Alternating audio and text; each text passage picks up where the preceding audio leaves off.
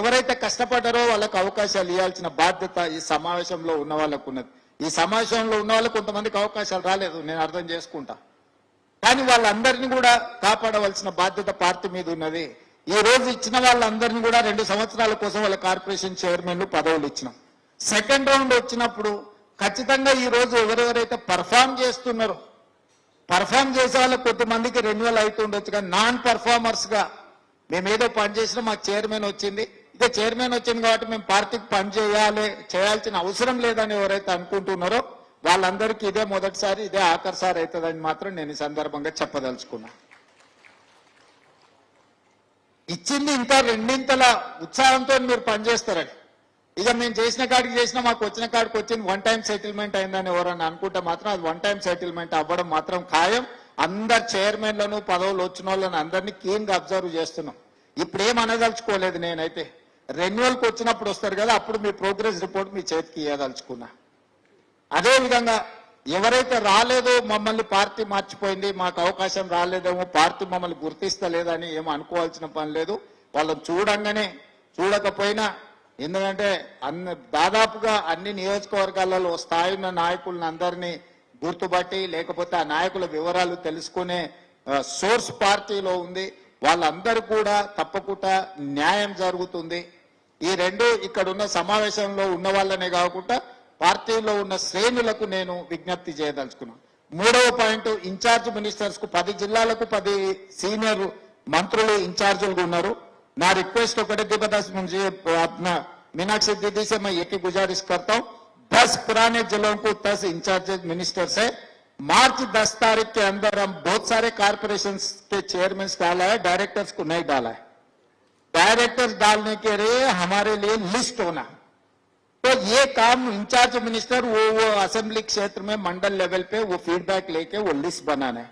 और market committee chairman का ऐसे पेंडिंग पड़ा है, टेम्पल कमेटी चेयरमैन ऐसे पेंडिंग पड़ा है, डिस्ट्रिक्ट लेवल पे कुछ नॉमिनेटेड पोस्ट पेंडिंग है. तो ये काम, ये जिम्मेदारी उठाने का इंचार्ज मिनिस्टर्स का आप आदेश दे दीजिए. एक टाइम लाइन रखो, मार्च 10 तारीख के अंदर हर मंत्री जिले में जाना, बैठना, बात करना, लिस्ट ले आके हमारे सरकार को दे, तो सरकार आने वाले 10-15 दिन में पूरा फिल कर देंगे. खाली रखने से क्या फायदा. ఏవైతే ఇప్పుడు కార్పొరేషన్లు వేసినాం, కార్పొరేషన్ల డైరెక్టర్ల ఖాళీలు ఉన్నాయి, మార్కెట్ కమిటీల మార్కెట్ కమిటీ చైర్మన్లు డైరెక్టర్లు ఖాళీలు ఉన్నాయి, మందిరాల కమిటీల కార్పొరేషన్ ఖాళీలు ఉన్నాయి, ప్రభుత్వంలో వివిధ హోదాలలో జిల్లా స్థాయిలో కూడా ప్రభుత్వ నామినేటెడ్ పోస్టులు ఉన్నాయి. ఇవే కదా మనం కార్యకర్తలకు ఇవ్వాల్సింది. అందుకే 10 ఉమ్మడి జిల్లాల ఇన్ఛార్జ్ మంత్రులకు నా ఆదేశాలు ముఖ్యమంత్రిగా నేను ఏమిస్తున్న ఈ సమావేశం నుంచి అంటే, మార్చి 10 తారీఖు లోపల అన్ని జిల్లాలలో వీటిని నియమించడానికి అవసరమైన లిస్టులు తయారు చేసి అన్ని క్లియరెన్స్ తీసుకొని, ఏఐసిసి ఆమోదంతో అన్ని క్లియరెన్స్ తీసుకొని మార్చి 10 లోపల వాటి నియామకాలన్నీ చేపడితే కిందున్న శ్రేణులకు కూడా ఈ ప్రభుత్వం వచ్చింది, ఈ ప్రభుత్వంలో మాకు అవకాశం వచ్చింది, ఈ ప్రభుత్వం మనది అనే ఒక భావన ఉంటది. అదేవిధంగా రాబోయే స్థానిక సంస్థలలో రేపు ఎన్నికలను ఎట్లా ఎదుర్కోవాలి, ఆ పరిస్థితులు ఏంది, అక్కడ శ్రేణులను సమన్వయం చేసుకోవడానికి అవసరమైన వాళ్ళు వార్డు మెంబర్లు కావచ్చు, సర్పంచులు కావచ్చు, ఎంపీటీసీలు కావచ్చు, జడ్పీటీసీలు కావచ్చు, జిల్లా పరిషత్ చైర్మన్లు కావచ్చు, ఈ హోదాలలో కూడా ఎవరెవరైతే అవకాశాలు రానోళ్ళు ఉన్నారో వాళ్ళందరికీ అవకాశాలు ఇచ్చే బాధ్యత పార్టీ తీసుకుంటుంది. ఏఐసిసి ఇన్ఛార్జ్ మీనాక్షి నటరాజన్ గారు తీసుకుంటారు. ఒకవేళ మనకి ఎమ్మెల్యే టికెట్ రాకపోతే జిల్లా పరిషత్ చైర్మన్ రావచ్చు, లేకపోతే మిగతా విషయాలు రావచ్చు. అదేవిధంగా మనం నామినేటెడ్ పదవులు తీసుకుందాం. 2 రాజ్యసభ మనం నామినేట్ చేసినాం. అనుభవజ్ఞులైన రేణుకా చౌదరి గారిని ఏఐసిసి గారు, రేపు మేడం సోనియా గాంధీ గారు రాజ్యసభలకు వెళ్తున్నారు కాబట్టి అక్కడ ఒక టీం ఉండాలని చెప్పి వారిని రాజ్యసభలకు వారి అనుభవం దృష్ట్యా వారిని సోనియా గాంధీ గారి సూచన మేరకు వారిని మనం రాజ్యసభలకు తీసుకున్నాం. రాహుల్ గాంధీ గారు యంగ్ బ్లడ్ పార్టీ కష్టపడ్డోళ్ళకి ఒక సందేశం పంపించాలనుకున్నప్పుడు యూత్ కాంగ్రెస్ నేషనల్ జనరల్ సెక్రటరీగా పనిచేసిన అనిల్ యాదవ్ కు ఈ రోజు రాజ్యసభ వచ్చింది. మీకు తెలిసి ఒక యూత్ కాంగ్రెస్ లో పనిచేసిన వాళ్ళకి రాజ్యసభ రావడం ఎప్పుడైనా చూసిండ్రా మీరు? ఈరోజు పార్టీ లైన్ లో ఉంటే పార్టీ అవకాశం ఇచ్చింది. ఎన్ఎస్యుఐ ప్రెసిడెంట్ కు ఎమ్మెల్సీ వచ్చింది, కేసులు కట్టుకున్నాడు, కొట్లాడి ఇచ్చినాం. అదేవిధంగా వర్కింగ్ ప్రెసిడెంట్ చేసిన మహేష్ గౌడ్ గారికి ఎమ్మెల్సీ వచ్చింది, పిసిసి ప్రెసిడెంట్ కూడా అయ్యింది.